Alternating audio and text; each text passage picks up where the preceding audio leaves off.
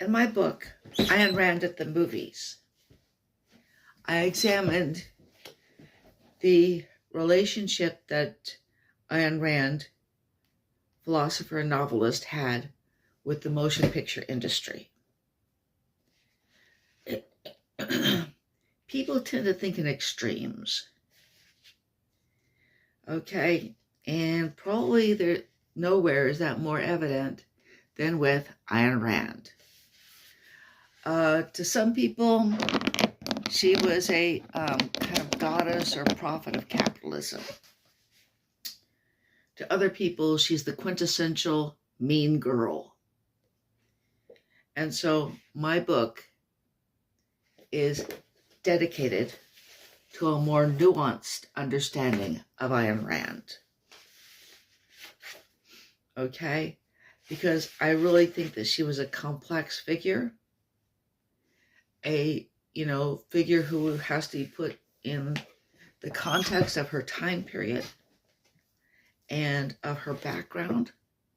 And the failure to do that leads a lot of people to misread her as somebody who is, in a crude sense, selfish. She wrote a book called The Virtue of Selfishness. Okay? Now, and again, people see that as somebody who is very crudely selfish. But she was reacting. Her radical individualism was a reaction to what she saw when she was growing up during the Bolshevik Revolution, when the communists run roughshod over individual rights, and what she saw when she came to the United States in the late 1920s, and then in the 1930s, what she saw from afar in Nazi Germany, and had to feel a special revulsion to as a Jew, when there was another version of running roughshod over individual rights by Nazi Germany. Okay. And this book has, it starts out with her life under communist oppression. It's not her biography, but it has a lot of biographical elements in order to understand her background and her relationship with the motion picture industry.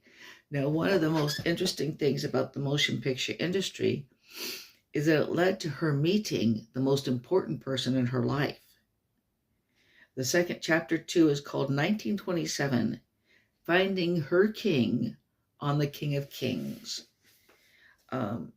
She was working as an extra on the Cecil B. DeMille film, The King of Kings, when she met the man who would become her husband, Frank O'Connor.